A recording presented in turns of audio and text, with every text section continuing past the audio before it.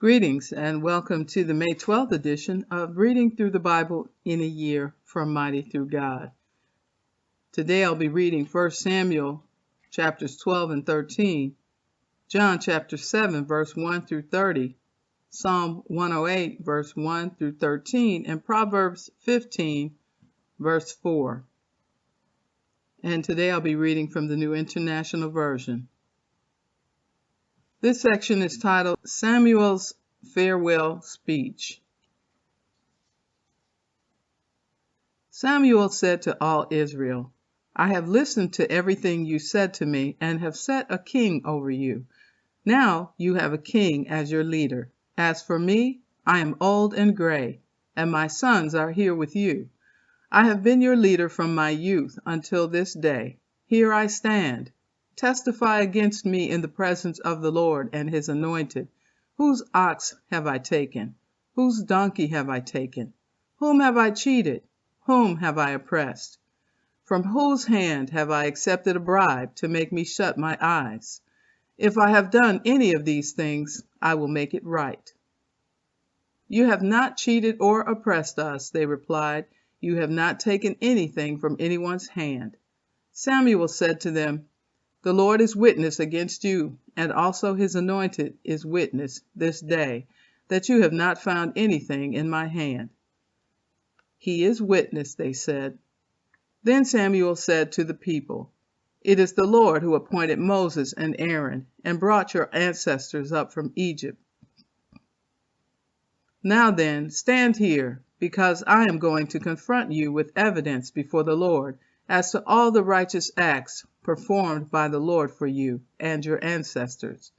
After Jacob entered Egypt, they cried to the Lord for help, and the Lord sent Moses and Aaron, who brought your ancestors out of Egypt and settled them in this place.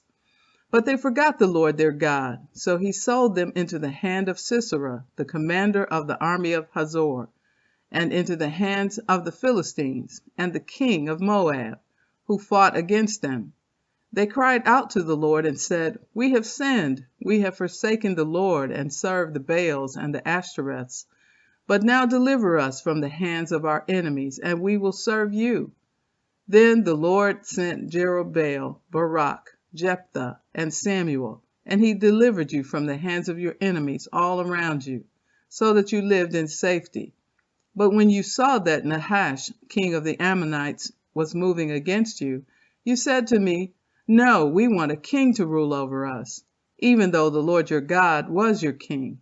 Now, here is the king you have chosen, the one you asked for. See, the Lord has set a king over you. If you fear the Lord and serve and obey him, and do not rebel against his commands, and if both you and the king who reigns over you follow the Lord your God, good. But if you do not obey the Lord, and if you rebel against his commands, his hand will be against you, as it was against your ancestors. Now then, stand still and see this great thing the Lord is about to do before your eyes. Is it not wheat harvest now? I will call on the Lord to send thunder and rain, and you will realize what an evil thing you did in the eyes of the Lord when you asked for a king. Then Samuel called on the Lord, and that same day the Lord sent thunder and rain. So all the people stood in awe of the Lord and of Samuel. The people all said to Samuel, Pray to the Lord your God for your servants, so that we will not die, for we have added to all our other sins the evil of asking for a king. Do not be afraid, Samuel replied. You have done all this evil, yet do not turn away from the Lord, but serve the Lord with all your heart. Do not turn away after useless idols. They can do you no good, nor can they rescue you, because they are useless. For the sake of his great name, the Lord will not reject his people, because the Lord was pleased to make you his own. As for me, far be it from me that I should sin against the Lord by failing to pray for you, and I will teach you the way that is good and right. But be sure to fear the Lord and serve him faithfully with all your heart. Consider what great things he has done for you. Yet, if you persist in doing evil, both you and your king will perish. Chapter 13. Saul was 30 years old when he became king, and he reigned over Israel 42 years.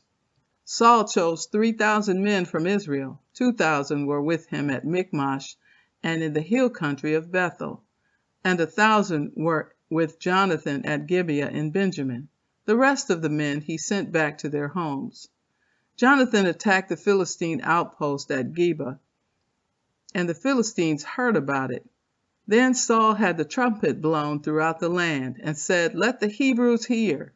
So all Israel heard the news. Saul has attacked the Philistine outpost, and now Israel has become obnoxious to the Philistines, and the people were summoned to join Saul at Gilgal. The Philistines assembled to fight Israel with 3,000 chariots, 6,000 charioteers, and soldiers as numerous as the sand on the seashore.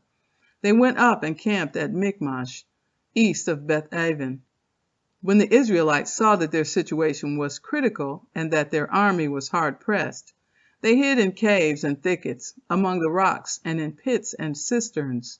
Some Hebrews even crossed the Jordan to the land of Gad and Gilead. Saul remained at Gilgal, and all the troops with him were quaking with fear. He waited 7 days, the time set by Samuel. But Samuel did not come to Gilgal, and Saul's men began to scatter. So he said, "Bring me the burnt offering and the fellowship offerings." And Saul offered up the burnt offering. Just as he finished making the offering, Samuel arrived, and Saul went out to greet him. "What have you done?" asked Samuel. Saul replied, "When I saw that the men were scattering, and that you did not come at the set time, and that the Philistines were assembling at Michmash, I thought, now the Philistines will come down against me at Gilgal, and I have not sought the Lord's favor. So I felt compelled to offer the burnt offering." "You have done a foolish thing," Samuel said. "You have not kept the command the Lord your God gave you. If you had, he would have established your kingdom over Israel for all time. But now your kingdom will not endure. The Lord has sought out a man after his own heart, and appointed him ruler over his people, because you have not kept the Lord's command." Then Samuel left Gilgal and went up to Gibeah in Benjamin, and Saul counted the men who were with him. They numbered about 600. Saul and his son Jonathan and the men with them were staying in Gibeah in Benjamin, while the Philistines camped at Michmash. Raiding parties went out from the Philistine camp in 3 detachments. One turned toward Ophrah in the vicinity of Shual, another toward Beth-horon, and the third toward the borderland overlooking the valley of Zeboim, facing the wilderness. Not a blacksmith could be found in the whole land of Israel, because the Philistines had said, "Otherwise the Hebrews will make swords or spears." So all Israel went down to the Philistines to have their plow points, mattocks, axes, and sickles sharpened. The price was 2/3 of a shekel for sharpening plow points and mattocks, and 1/3 of a shekel for sharpening forks and axes, and for repointing goads. So on the day of the battle, not a soldier with Saul and Jonathan had a sword or a spear in his hand. Only Saul and his son Jonathan had them. Now a detachment of Philistines had gone out to the pass at Michmash. John chapter 7. This section is titled, Jesus Goes to the Festival of Tabernacles. After this, Jesus went around in Galilee. He did not want to go about in Judea because the Jewish leaders there were looking for a way to kill him. But when the Jewish festival of Tabernacles was near, Jesus' brothers said to him, "Leave Galilee and go to Judea, so that your disciples there may see the works you do. No one who wants to become a public figure acts in secret. Since you are doing these things, show yourself to the world." For even his own brothers did not believe in him. Therefore Jesus told them, "My time is not yet here. For you, any time will do. The world cannot hate you, but it hates me because I testify that its works are evil. You go to the festival. I am not going up to this festival, because my time has not yet fully come." After he had said this, he stayed in Galilee. However, after his brothers had left for the festival, he went also, not publicly, but in secret. Now at the festival, the Jewish leaders were watching for Jesus and asking, "Where is he?" Among the crowds there was widespread whispering about him. Some said, "He is a good man." Others replied, "No, he deceives the people." But no one would say anything publicly about him for fear of the leaders. Not until halfway through the festival did Jesus go up to the temple courts and begin to teach. The Jews there were amazed and asked, "How did this man get such learning without having been taught?" Jesus answered, "My teaching is not my own. It comes from the one who sent me. Anyone who chooses to do the will of God will find out whether my teaching comes from God or whether I speak on my own. Whoever speaks on their own does so to gain personal glory, but he who seeks the glory of the one who sent him is a man of truth. There is nothing false about him. Has not Moses given you the law? Yet not one of you keeps the law. Why are you trying to kill me?" "You are demon-possessed," the crowd answered. "Who is trying to kill you?" Jesus said to them, "I did one miracle, and you are all amazed. Yet, because Moses gave you circumcision, though actually it did not come from Moses, but from the patriarchs, you circumcise a boy on the Sabbath.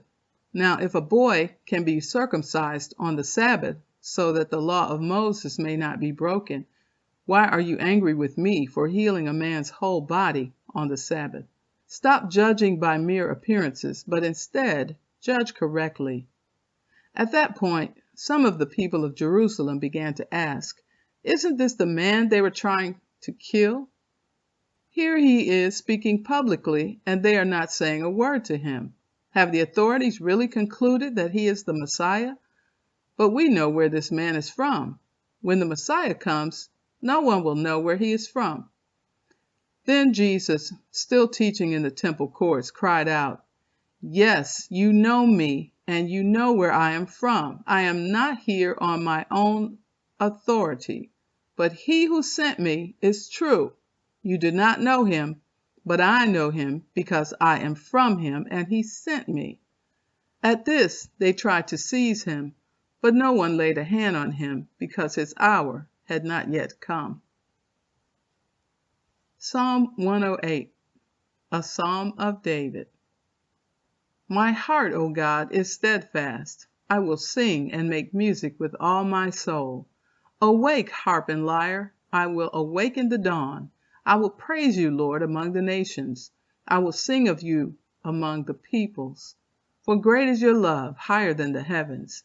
Your faithfulness reaches to the skies. Be exalted, O God, above the heavens. Let your glory be over all the earth. Save us and help us with your right hand, that those you love may be delivered. God has spoken from his sanctuary. In triumph I will parcel out Shechem and measure off the valley of Succoth. Gilead is mine, Manasseh is mine, Ephraim is my helmet, Judah is my scepter, Moab is my wash basin. On Edom I toss my sandal. Over Philistia I shout in triumph. Who will bring me to the fortified city? Who will lead me to Edom? Is it not you, God, you who have rejected us and no longer go out with our armies? Give us aid against the enemy, for human help is worthless. With God we will gain the victory, and he will trample down our enemies. Proverbs 15, verse 4. The soothing tongue is a tree of life, but a perverse tongue crushes the spirit. And so concludes the reading from May 12th. Be blessed.